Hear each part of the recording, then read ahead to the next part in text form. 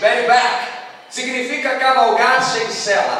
Há competições onde os montadores o fazem, seja em boi ou em cavalo, direto nos pelos do animal. No mundo do sexo significa fuder sem preservativo.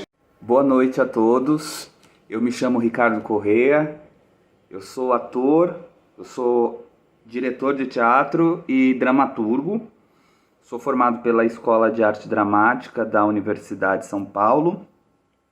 Comecei a fazer teatro em 97, na cidade de Taboão da Serra. São mais de 20 anos aí, dedicados ao fazer teatral, sem parar, nessa busca. E hoje eu estou aqui para falar com vocês, hoje a proposta desse nosso encontro é falar um pouco sobre a ideia de uma dramaturgia homoafetiva e pegando como ponto de partida os procedimentos de criação do espetáculo Bug Chaser, Coração Purpurinado. Bug Chaser foi meu último trabalho como dramaturgo e ator também, que eu estava em cena, e o espetáculo teve uma repercussão super positiva, foi sucesso de público, de crítica, foi indicado ao prêmio Bravo de melhor espetáculo. A companhia foi a Companhia Artera de Teatro, que eu vou falar um pouco sobre ela já. Foi indicada como uma das mais significativas do ano. O Bug Chaser tem participado de diversas mostras, de festivais diversos, desde 2017, ainda fez 2 temporadas, uma na Oficina Cultural Oswald de Andrade e outra no Núcleo Experimental. E está apresentou em São Carlos, fez uma mini circulação por cidades do interior do estado de São Paulo, apresentou também dentro de uma mostra de uma plataforma para trabalhos internacionais, para curadores internacionais, uma ideia de uma plataforma de encontro chamada Brasil Cena Aberta, foi selecionada para participar, foi cotado para participar de um festival em Budapeste, na Hungria, e é um espetáculo que sempre trouxe muitas alegrias. Embora a temática do espetáculo tenha um lugar mais denso, que a gente vai falar um pouco sobre isso, é um espetáculo que foi feito com muita paixão, com muito amor. Foi um espetáculo feito com o coração e com a alma, porque foi um processo de pesquisa muito profundo. Vou fazer uma breve introdução falando um pouco sobre a fundação da Companhia Artera, né? Foi fundada em Taboão da Serra no ano de 2002, ainda com um outro nome, só em 2005 que vira Artera de Teatro, mistura de arte e tempo, essa brincadeira com o nome. E a Companhia Artera, esse meu espaço de criação, esse meu espaço de pesquisa, né? Esse espaço de uma autoralidade. A ideia de uma dramaturgia, para mim, eu nunca consegui muito desassociar essa necessidade da escrita, porque não dá para desassociar a vida da arte, né, nesse sentido. Eu falo pegando um pouco como ponto de partida a questão da homoafetividade, né, pensando um pouco nessa trajetória, que também tentando rever isso para trazer alguns elementos para vocês.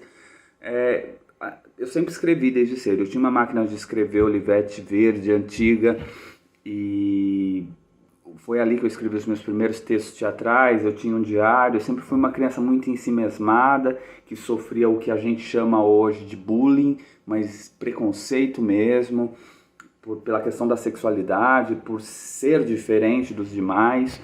E isso eu fui uma criança muito fechada, muito ensimesmada.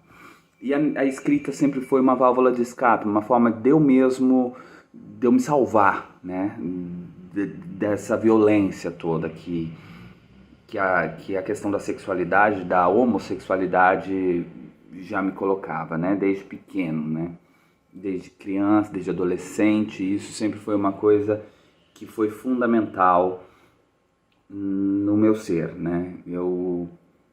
Essa identidade, essa busca por uma identidade e de se afirmar, de sair do armário, isso me constitui como cidadão, como homem, como ser humano, né?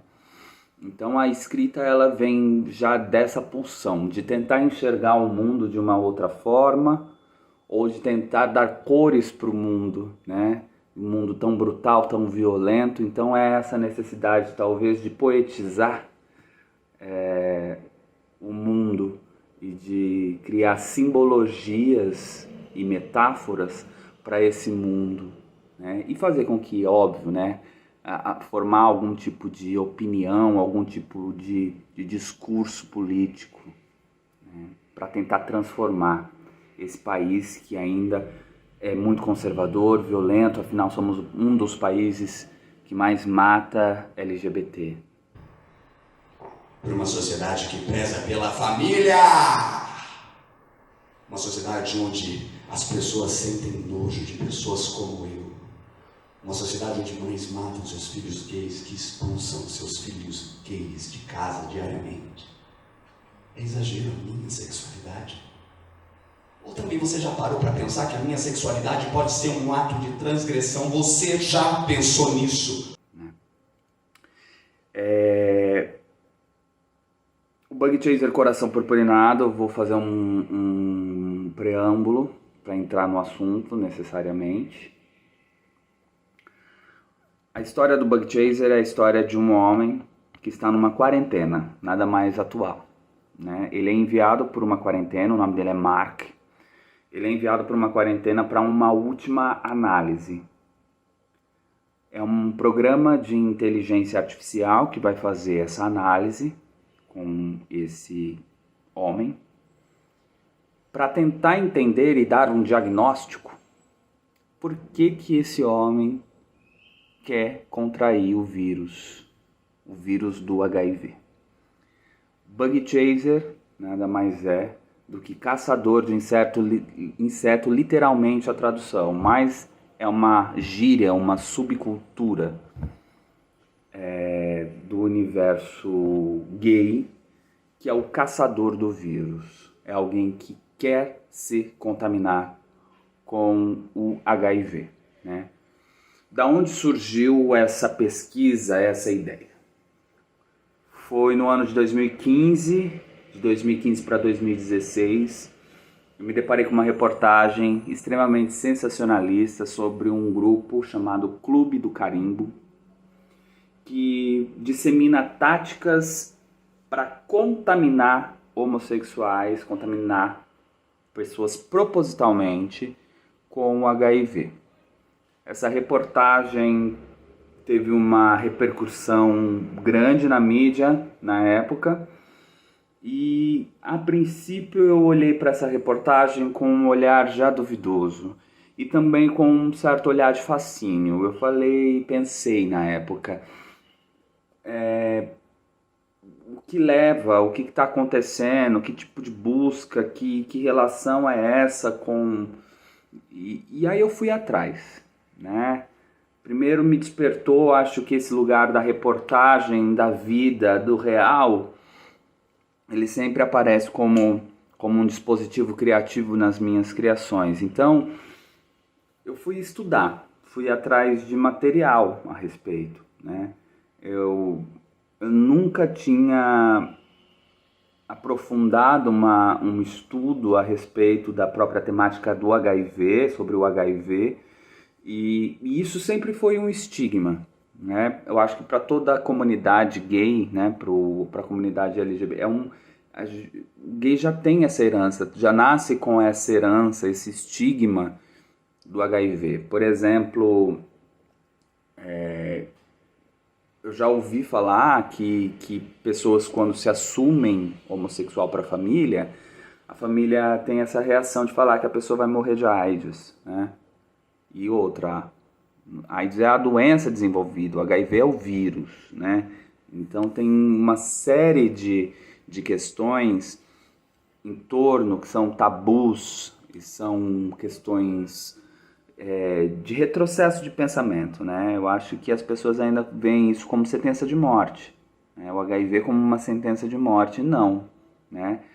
Nós temos hoje as profilaxias, nós temos os tratamentos pré-exposição, pós-exposição, são diversas evoluções, né, da própria questão. A gente não está nos anos 80, quando foi descoberto e foi estigmatizado como um câncer gay, né? Embora a mentalidade das pessoas ainda estejam nos anos 80, né? Achem que isso ainda seja, que isso seja uma questão de sentença, de mortes, né? E não. Nós achamos que a doença é transmitida através do contato sexual entre homossexuais, através de agulhas de injeção contaminadas e através de sangue já contaminado em transfusões. Se conseguirmos controlar isto, a epidemia será contida. A síndrome da deficiência imunológica é, conforme dissemos, fatal. Até agora... Tentar entender, nessa busca exacerbada por um fetiche, por um risco ou por uma libertação, né? Que existem dimensões culturais muito amplas do nosso tempo que estão ligadas a essa questão da busca por um vírus, né? Nós estamos falando de uma doença, né? de uma busca por uma doença. Só que dentro da minha pesquisa como dramaturgia, tem algumas linhas de explicação que catalogam a questão do bug chaser, do caçador do vírus, como em diversas linhas de estudo. Pode, por exemplo, a necessidade de pertencer a um grupo, ou o desejo de se libertar do medo de contrair o vírus, né?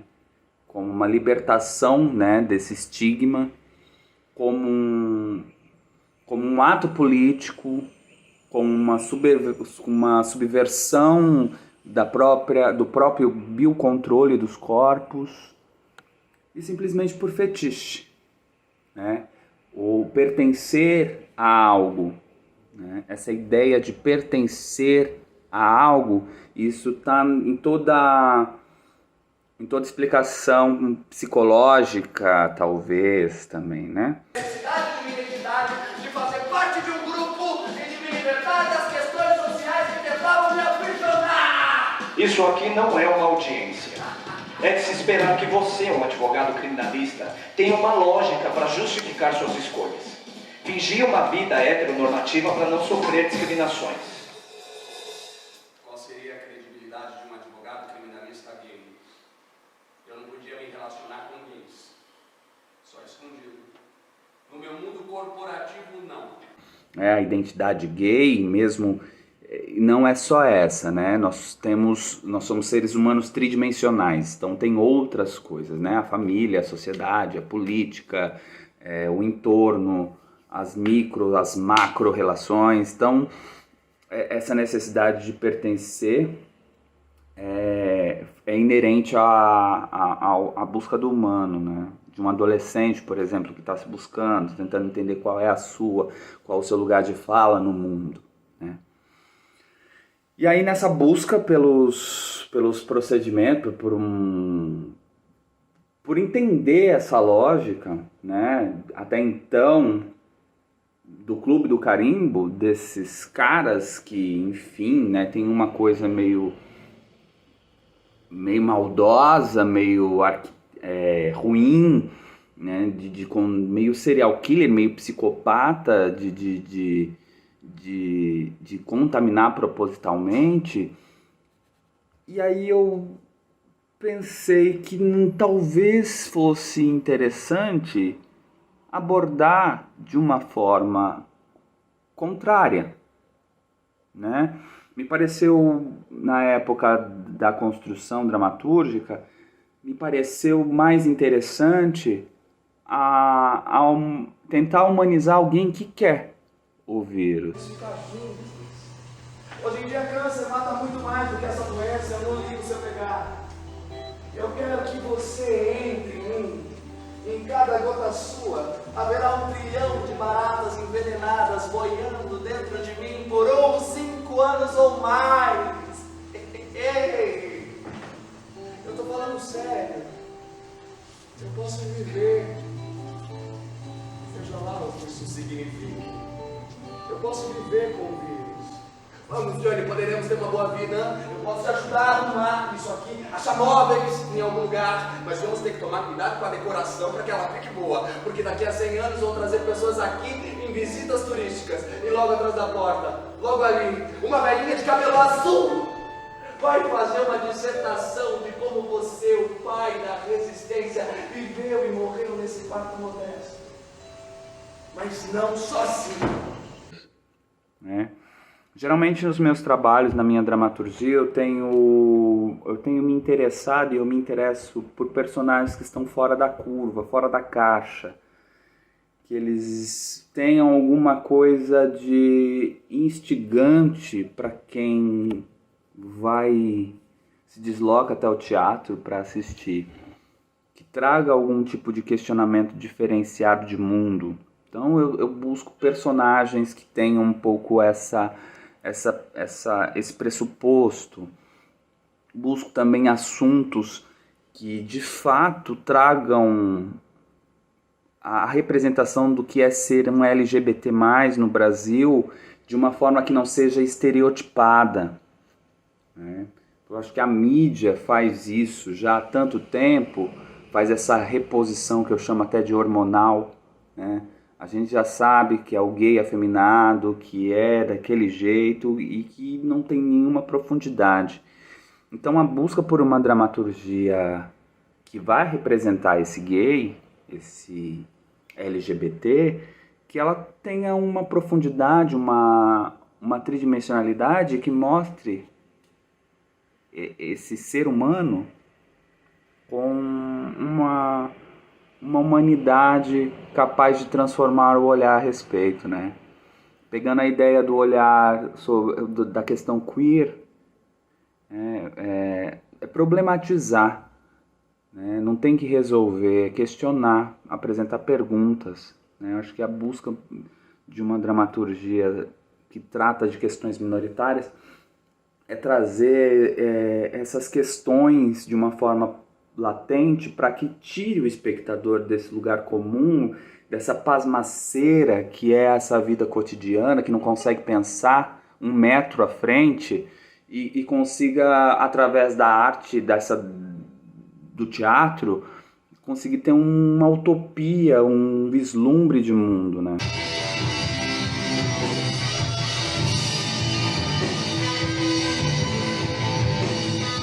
Ei, garçonete! Fica aí, por favor, eu fechei essa sala de karaokê só pra mim, eu quero falar, me escuta. Eu tava conversando com o Johnny, ele tá vivendo com um vírus, ele disse que eu tenho a vida toda pela frente, mas não. O Johnny trabalha como você, servindo mesa de bar. Imagina o quanto deve ser estressante ter que ficar aguentando filosofia de bêbado. Falei com meu médico sobre novos tratamentos, novas formas de prevenção, sobre os suicidas que não deixam bilhete de despedida. E foi uma saga de muito tempo de pesquisa, né? Aí quando eu decidi falar sobre o contrário, sobre quem quer se contaminar com o HIV, primeiro que eu me coloquei numa enrascada, porque como que eu vou ter, como você consegue justificar essa escolha, né?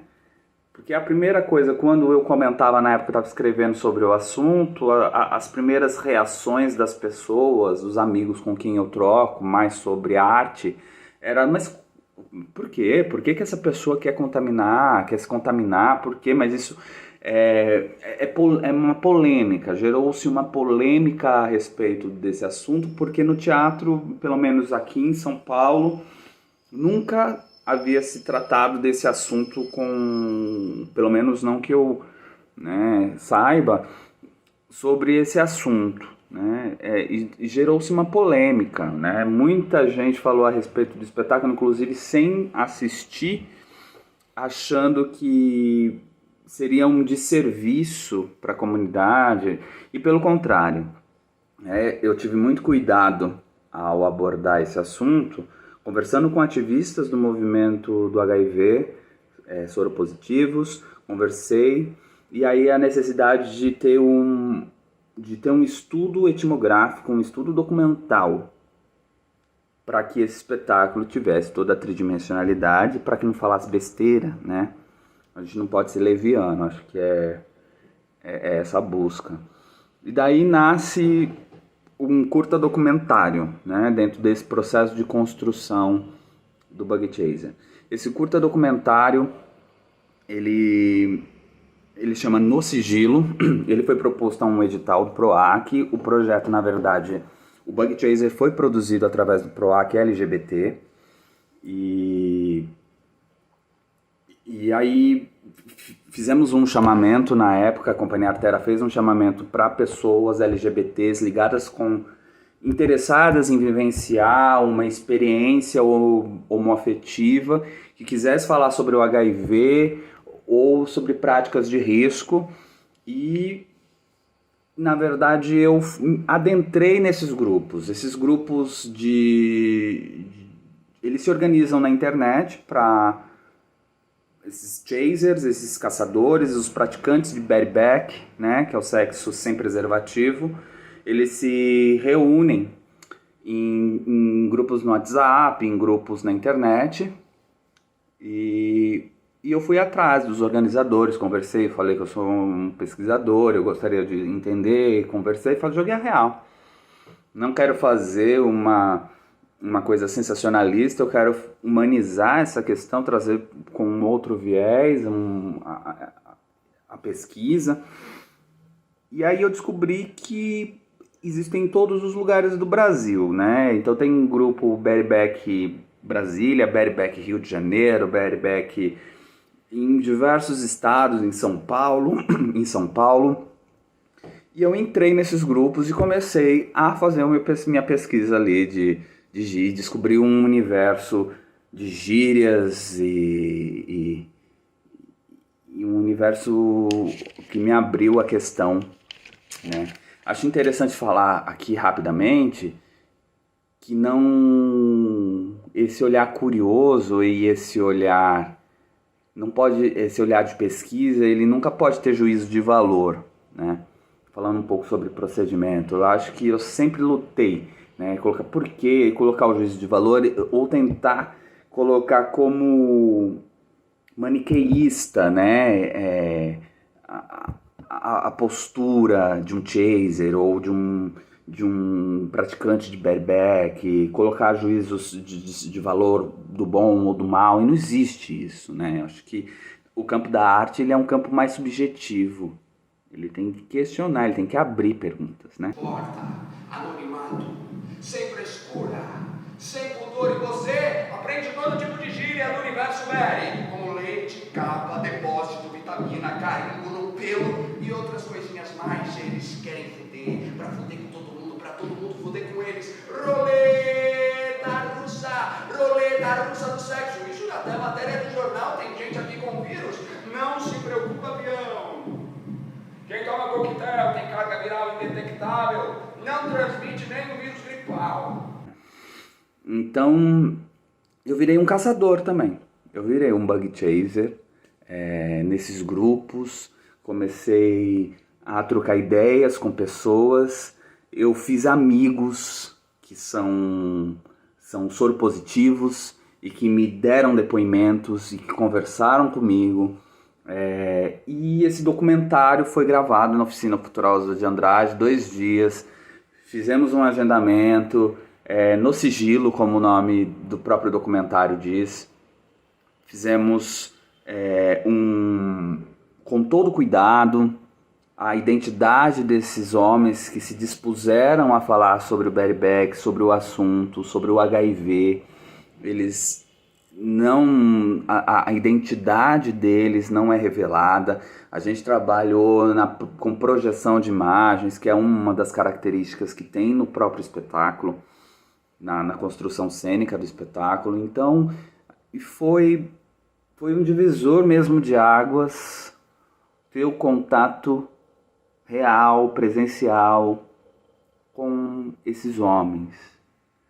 Porque trouxe uma camada de uma humanidade, que isso serviu não só para a dramaturgia, para a construção da dramaturgia, mas também para a minha construção como ator, que ia executar, que ia interpretar o personagem, né? Essa subcultura, depois vocês podem acessar o site da Companhia Artera de Teatro, www.ciarteradeteatro, CIA, arteradeteatro.com.br. Tem uma página dedicada só ao espetáculo Bug Chaser, que tem todas essas informações, críticas, fotos. Eu pretendo colocar trechos tem vídeos da peça, No Instagram da companhia também, @ciarteira de teatro, artera, né? Na verdade, mas sem o acento. Também tem todas as informações dessa subcultura, tem posts que falam bastante sobre essas gírias. E eu descobri que tem uma questão que foi interessante, que eles, quando eu estava nesses grupos, nessa pesquisa, tinha algumas questões que aparecia assim, a palavra vitaminado, né? Quero ser vitaminado. Aí eu demorei um tempo e pesquisando para entender que o vitaminado quer dizer o HIV, né? Que é a própria a vitamina, a questão do fetiche, a questão do HIV, né? O vírus em si. E todo esse percurso de contato e de pesquisa, a dramaturgia ela foi se alterando, né? Ela tinha uma versão específica, e aí esse contato naturalmente é meio um work in progress, né? As coisas vão se alterando, tanto na cena quanto na proposta quando você vai para a cena, e também dentro dessa pesquisa o texto ele vai se alterando, vai se transformando, vão entrando coisas, vão saindo outras, e aí eu não consigo desassociar muito o olhar do dramaturgo do ator. Então eles convivem muito bem, o Ricardo dramaturgo e o Ricardo ator, eles convivem bem. Chega em algum momento que eles precisam se dividir, porque senão não dá certo. Então o dramaturgo fala assim, precisa ser isso. Então olha de um jeito e o ator faz aquilo. Mas é óbvio que tem um entendimento tão tridimensional em todos os poros da obra, em todas as que é importantíssimo, né, para a cena, para um espetáculo, para uma construção. Eu não podia me relacionar com gays, só escondido. No meu mundo corporativo, não. Então tem esse lugar meio hospitalar, inclusive a cenografia trabalha com essa questão hospitalar, esse branco, asséptico, ao mesmo tempo que esses espaços também trazem a ideia de observação como vitrines, onde tudo está exposto, onde poucas coisas são tocadas intimamente, mas tem esse lugar da análise do rato no laboratório.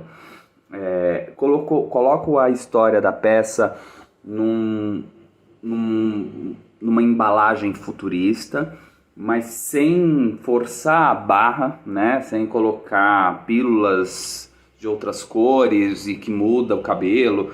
Não, estamos no futuro, nós temos uma voz, uma máquina, que é a representação da biopolítica, do controle, que vai analisar esse cara.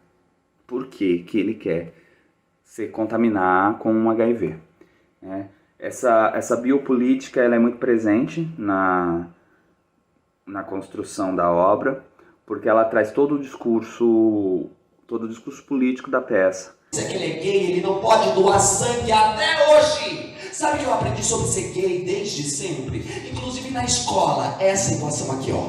Corpo mais gay é igual a imundo. Daí apareceu a camisinha, o instrumento de controle. Nós que somos gays, especificamente, vivemos na ditadura do látex. Usamos isso ou morremos? É o que dizem pra nós. Não se fala de outras doenças, não se põe esse medo aos heterossexuais. Aliás, o medo dos héteros é a gravidez, não é? Querem segregar os gays como uma classe que, pra se manter limpa, tem que se submeter ao uso obrigatório de um pedaço de plástico! É o que diz os especialistas nas palestras, nas escolas, na TV. E isso é uma mentira! Ela traz todas as questões e amplia o discurso artístico para questões que ultrapassam as barreiras só do HIV, né? Nós estamos falando de homens, né? De pessoas também. Estamos falando de desejos, de riscos, de vontades, né? E de escolhas. Nós estamos falando de escolhas. E essa figura da imagem do laboratório, do rato no laboratório, ela ficou muito presente para mim durante toda... eu parto muito dessa imagem, né? Como às vezes start para uma criação dramatúrgica. Essa primeira imagem, então esse rato vinha, né? Então esse homem é um rato, né? E aí eu ligo a ideia de abjeto do queer, né? Do ser abjeto. Era quase como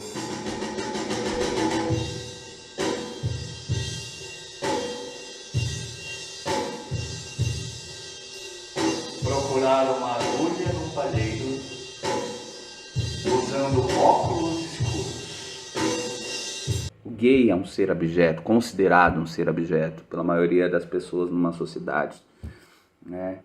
É considerado um ser de segunda classe, né? Infelizmente. A simbologia dessa quarentena, né, é nada mais atual. Hoje nós estamos, é impressionante olhar para o espetáculo de 2017, como ele está cada vez mais atual, dentro de uma pandemia, né, dentro de uma das maiores crises sanitárias mundiais.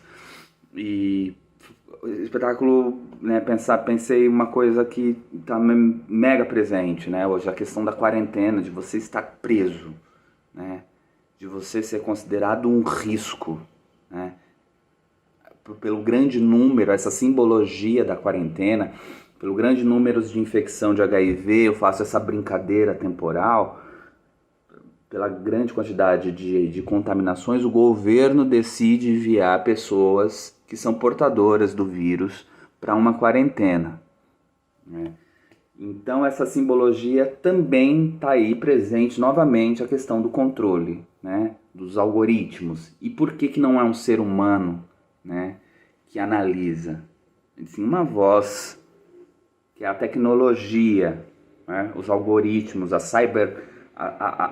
tem essa relação também com a cybersexualidade, que também é presente na narrativa do personagem, na saga desse personagem em busca do vírus, né? É interessante falar que o espetáculo começa com toda essa contextualização desse lugar onde... E um elemento importantíssimo que tem, que é o coração, né? É um signo, um símbolo que aparece fortemente no espetáculo, que é a questão do coração. Inclusive no título, né? Coração purpurinado, né? Voltando à ideia que eu estava falando para vocês sobre a questão do vitaminado, eu queria encontrar uma metáfora, né? Essa busca desse procedimento de criação, né? Para onde vai a cabeça do autor, um símbolo que fosse condizente a toda a comunidade gay, a toda a comunidade LGBT, e que fosse um signo de reconhecimento ao gay, né, a purpurina, né? E ao mesmo tempo que trouxesse a ideia do vírus, né? Como a ideia que esses grupos, que a galera que pratica bareback, os chasers, se utilizam como vitaminado, né? Que é quase um signo camuflado, essa ideia de signo que não é dito, esse lugar escondido, não é vírus, não é vitaminado, pelo contrário, é um signo, né? Então eu cheguei na palavra purpurina, purpurinado, né? Esse coração purpurinado. Mark, o personagem da peça, ele sofre de um problema genético, um problema de coração herdado da mãe, problema genético de família. Ele precisa de um transplante de coração, ele está na fila do transplante de coração. Uma das questões que são inerentes, que são fundamentais, na verdade, para que esse homem esteja querendo viver. Ele precisa de um transplante de coração, ele pode morrer a qualquer momento. Então, essa escolha dele estar querendo viver a vida, a com toda a intensidade de vida que ele tem, isso humaniza esse homem e justifica, talvez, a escolha dele em querer viver intensamente, e justifica a escolha de querer o vírus. Vamos ser radicais com a sua história. Sim, todas as veias levam ao coração. Então, por ele estar com esse coração adoecido, ele é um homem que se joga, que se arrisca, que quer viver no limite, no extremo. Inclusive a encenação também, a busca por um corpo cênico, isso já falando um pouco sobre a criação do espetáculo, o corpo cênico e a busca foi por um ator, o diretor Davi Reis da peça. Ele diz, é um ator novo, um ator que consegue e que não fica ofegante, é um ator atleta, né? A gente busca muito nos nossos trabalhos na Companhia Artera essa fisicalidade potente, uma cena que esteja jogada num limite, num trânsito alucinante, vertiginosamente, que a plateia não tenha tempo de pensar às vezes, né? Então, essa fisicalidade está muito ligada a essa ideia do risco, esse corpo que está o tempo inteiro no limite. A cena ela é exaustiva para quem faz, mas propositalmente para chegar num estado, a questão do estado cênico, vocês sabem como é que é, a dança chega nesse lugar muito mais facilmente porque é a fisicalidade só, né? Esse lugar que o corpo está ali presente e que tudo se transforma, né? E essa cena, tem uma cena que é muito emblemática, que eu acho que vai fazer o arco total sobre a ideia da dramaturgia do espetáculo Bug Chaser, que a primeira cena, a peça acontece em 2 tempos, essa análise e a história do Mark, esses recuos no tempo, vamos chamar de flashback, né? Quando volta para essas histórias, porque ele está narrando. Então é um ator, um único ator, e a interlocução de uma máquina, de uma voz. Então é um único ator em cena. E existe um jogo, uma mescla muito bem estudada e também é uma coisa que tem me interessado muito na dramaturgia. Essa mistura entre os elementos do teatro épico e do teatro dramático, né? Essa narrativa, né? O narrador, que também ele é o personagem, né? A gente não... Eu costumo dizer que existe uma fusão entre essas duas coisas. Então, que aí talvez o teatro autoficcional vá trabalhar mais radicalmente, né? A questão do teatro documental vai trabalhar mais radicalmente, já espetáculos que vão trabalhar essa questão da narrativa sempre em terceira pessoa. E aqui é essa coisa, essa busca, essa tentativa de borrar esses limites. A gente não sabe se é o ator que está falando essa hora, ou se é o personagem que está falando em terceira pessoa, né? O Mark fez isso, o menino fez tal coisa. Festa de aniversário de 10 anos do menino Mark. Ele nasceu no dia 24 de dezembro. Então todo ano as pessoas esqueciam que era o seu aniversário, porque na verdade era Natal. A mãe com o álbum de fotografia no colo, mostrando para as visitas. No nosso aniversário de casamento nós fomos à Europa. Fizemos um cruzeiro maravilhoso, se gabando para as visitas, como se tivesse o melhor casamento do mundo. A família da mãe tinha muito dinheiro. A do pai não. Eles andavam bem, brigavam sempre. O pai estava lá fora, bebendo com os outros caras. O menino pegou o copo, a tia, não sei o quê. Então tem uma brincadeira narrativa, né? De olhar de fora. A cena do aniversário Mark vai contar a sua primeira, vamos dizer assim, a sua primeira experiência sexual, né? Acontece na noite de aniversário, ele faz aniversário na véspera de Natal. Ele tá toda a família na casa dele, os primos e as tias, e até um determinado momento a mãe, que sofre com o coração, fala para ele brincar com o primo. Tô resumindo a história, tá? Fala para ele brincar com o primo, ele vai pro quarto com o primo. Nisso eles vão brincar de médico, né? Começa a falar, já brincar, você tira a roupa e eu te examino, e não sei o que. Nessa brincadeira, nessa inocência, porque o primo é mais velho, acaba acontecendo uma questão sexual ali entre os dois, na verdade quase um estupro. Enquanto lá fora seguravam um bolo de aniversário, o menino tinha acabado de ganhar um presente. Foi o presente de 10 anos. Não teve beijo, não teve carinho, não teve látex, nem se preocupou com a capa. Abriu a porta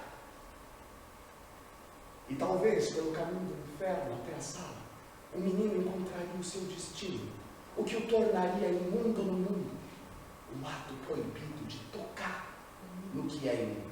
E ali é questionada a questão da inocência perdida, né? Da inocência perdida, e ele questiona que estava pensando em Deus enquanto o primo, enquanto estava acontecendo toda a relação ali, ele pensando em Deus, e que ele tinha lido na Bíblia que os animais eram... Por que a Bíblia se importou em colocar animais imundos no mundo? E ele já vai fazendo essa associação com o ser abjeto do rato. E o primo, ele afirma na dramaturgia que o primo não há nenhum tipo de prevenção nessa brincadeira inocente. Não existe capa, que é uma outra gíria, né, que é a questão da camisinha, a representação da camisinha, que é uma gíria do universo do Bareback, do Boogie Chaser. Capa, não teve carinho, não teve beijo, foi assim. Volto para a sala, a mãe está segurando um bolo de Mickey azul, né, em formato de Mickey azul. E o pai aparece bêbado, joga ele dentro de uma piscina, né? E tá muito ligado a essa ideia, porque ele não sabe nadar, ele é jogado dentro dessa piscina. Então essa representação dessa cena, ela é a questão, por exemplo, da morte, o pai que joga na piscina após um ato sexual violento, isso já vai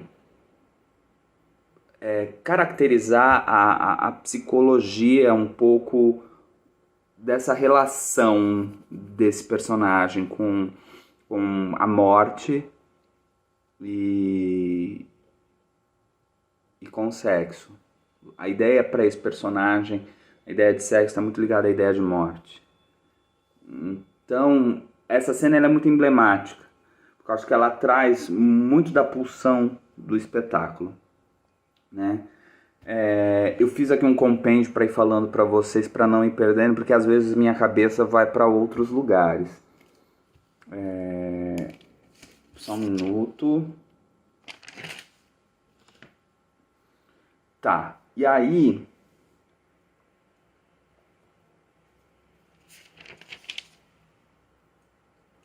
temos a presença do Mickey, né? O Mickey é um rato, né? Um personagem da Disney.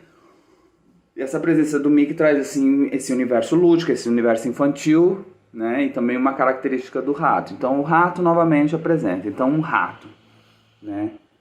Tem essa ideia de um discurso de desvio, né? Os discursos de um indivíduo em relação aos discursos de uma sociedade inteira, né?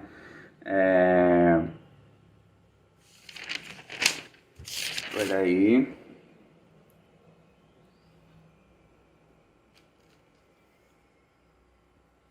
E daí, a arquitetura cênica é cíclica, né? Essa ideia do aniversário que eu acabei falando para vocês, ela é cíclica, ela acaba voltando novamente para o final do espetáculo, né? Existe também a presença de um karaokê, que é cíclico, esses recuos, esses avanços no tempo, né? Desse karaokê que apresenta que é um lugar onde esse personagem ele usa como uma válvula de escape de mundo ou para discursar a respeito das suas questões subjetivas, políticas, o que ele acha, a visão de mundo que ele tem. Então ele vai para um primeiro karaokê para conversar com um amigo, porque ele é um advogado criminalista. Acessibilidade de Bernardo é que é muito legal. Fez um monte de exame, problema no coração. Esses dias eu vi uma frase no muro de um cemitério que me fez refletir. Eu quero viver. Achei a frase meio irônica, mas me tocou, vida e morte, tanta coisa que me fez até pensar: quem sou eu, quem sou eu, quem sou eu, quem sou eu, quem sou eu, quem sou eu, cara? E depois ele volta em outro momento, no segundo momento, para esse karaokê, para falar com uma garçonete. Então essa questão do cíclico, ele é do pontual, do que se repete, ele também é uma outra, repete de uma outra forma, né? de um outro jeito, com uma outra profundidade, mas ele é uma questão de identificação na dramaturgia. É o momento em que esse personagem lança o discurso no mundo. A doença do coração leva esse personagem ao extremo, e aí ele começa a sua saga, né? Pelo HIV, né? Então aí ele começa toda a sua odisseia, vamos dizer assim. Então ele vai para todos os submundos, ele vai para festas, bareback, ele vai para cinemas pornô, ele vai atrás de alguém que possa contaminá-lo. Até que tem uma cena no cinema pornô que é um momento em que ele transa com um desconhecido dentro da cabine do cinema, dentro de um banheiro sujo, um banheiro público, e que ele olha para o chão e vê um rato morto atrás da privada. E ele se identifica com o rato, ele se vê como um rato. Ele toca no rato, vê os olhos desse rato e vê que ele é um rato perdido, também um ser abjeto. Ele lembra de um presente que o avô deu, que é o Mickey, lá do início da peça. E ele continua. Tem um outro personagem, que é o Johnny, que é o personagem contraponto, que é um barman da qual ele tem uma relação. O Johnny é contaminado com HIV dentro da história, e um dos outros motivos que faz com que ele busque o HIV é porque ele, tendo HIV, ele pode ficar tranquilamente com o Johnny. Ele pode viver a sexualidade dele de uma forma diferenciada com o Johnny. Então ele vai atrás disso também como um ponto de partida, né? Já que o Johnny recusou,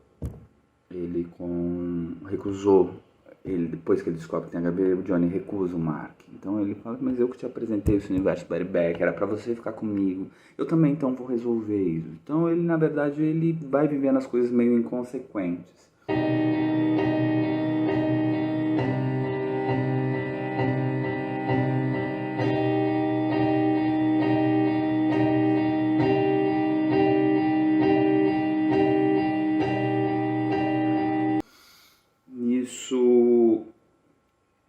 Ainda nessa busca tem as cenas de submundos. Aí a contaminação dele é representada numa cena de uma sauna. A construção desse universo super erotizado, gay. Aí vem, estou dando um briefing quase tridimensional assim, da obra para vocês entenderem essa saga, né? Eu estou falando de uma saga. Aí vence depois de 90 dias, vem o resultado nessa clínica e de fato ele consegue o seu vírus, o vírus do HIV. É importante dizer também que o nome HIV, a sigla HIV, eu não utilizo em nenhum momento na dramaturgia, eu uso só o vírus. Tá? não senti a necessidade de explicitar isso, né? O HIV, só existe em um momento emblemático na peça que o HIV, a palavra HIV aparece como um posicionamento político da montagem, que é uma reportagem da descoberta dos anos 80, que falou-se como câncer gay, né? E na verdade não era, né? Não é só gay, né? E aí eu vou problematizar a questão da saúde pública, dos serviços de saúde pública. A cena em que ele está na clínica tem essa questão do tempo, a questão da reflexão de todo o processo da vida dele. Aí vem a morte do Johnny como desenlace, pensando numa curva aristotélica, vamos dizer assim. E eu acho que aí esse personagem se dá conta do que ele está fazendo, né? Eu acho que em um primeiro momento talvez a ficha dele caia, quando ele perde o grande amor da vida dele, o Johnny. Falando, não deu tempo de eu falar pra ele que eu tinha conseguido o vírus. E aí eu acho que de fato cai a ficha desse personagem. Ali, acho que ali tem uma catarse dele. Pensando dramaturgicamente nessa curva, né? Daí a questão da biopolítica, a questão da análise, ela continua, e a máquina, a voz, a inteligência artificial pergunta: e agora que você conseguiu o vírus, o que você quer? O que você virou? Ele fala: eu continuo sendo uma pessoa como outra qualquer. E aí vem-se uma cena que fala de um aplicativo da qual ele acaba contaminando um garoto de 16 anos. Porque o menino topou fazer o sexo sem camisinha com ele e foi um acordo consensual. Então, aí eu problematizo diversas outras questões, né? A questão da prevenção, a questão de tantas outras coisas, a questão do consensual, porque sexo é consensual, né? Então, não existe vítima, algoz, não existe escolhas, né? Isso pensando também no mundo, não só numa dramaturgia homoafetiva, que eu estou falando disso, mas pensando também em todas as relações, né? Sejam elas homoafetivas ou não, heteronormativas, né? Por fim vem o ciclo da análise, fim do ciclo dessa análise, e ele pede para terminar essa história de um outro jeito. Ele termina a história contando novamente sobre seu aniversário, só que com 34 anos. E ele está no alto de um muro. É Natal, porque ele faz aniversário em véspera de Natal. E ele olha para o mundo de um jeito diferente. E ele decide se dar de presente um coração. Um coração bom. Ele vai até um açougue, é uma brincadeira que tem até na dramaturgia, ele vai até um açougue e compra um coração de algum bicho e até então a cena acontece e no final a gente tem a representação dessa purpurina, desse signo, né? É jogada uma purpurina no final. Amostra reagente. Você tem o vírus.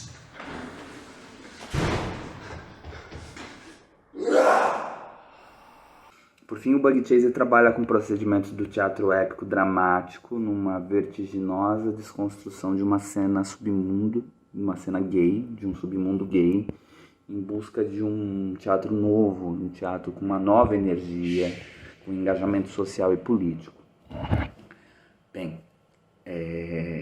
eu espero que tenha falado um pouco desses dispositivos, um pouco sobre a obra, um pouco sobre por onde a cabeça vai nessas construções, pensando nessa ideia de uma dramaturgia homoafetiva, tentando tridimensionar, humanizar, né? Tirar um pouco desse lugar do homoerotismo, né? E sim da afetividade como afeto pela visibilidade de vozes que são silenciadas e trazer questões humanas, né? A ideia desse espetáculo nunca foi só criar polêmicas a respeito do assunto, e sim, eu como dramaturgo sempre busco tentar entender a cabeça das pessoas da qual eu não concordo, da qual eu discordo e vejo, para tentar a gente se colocar, para tentar me colocar no lugar do outro, né? Tentar enxergar o outro com uma certa noção de empatia, né? Tão em voga no momento. E mais do que isso, colocar em prova, colocar em prática a palavra empatia. E acho que é isso, gente. Espero que vocês tenham gostado e um forte abraço a todos.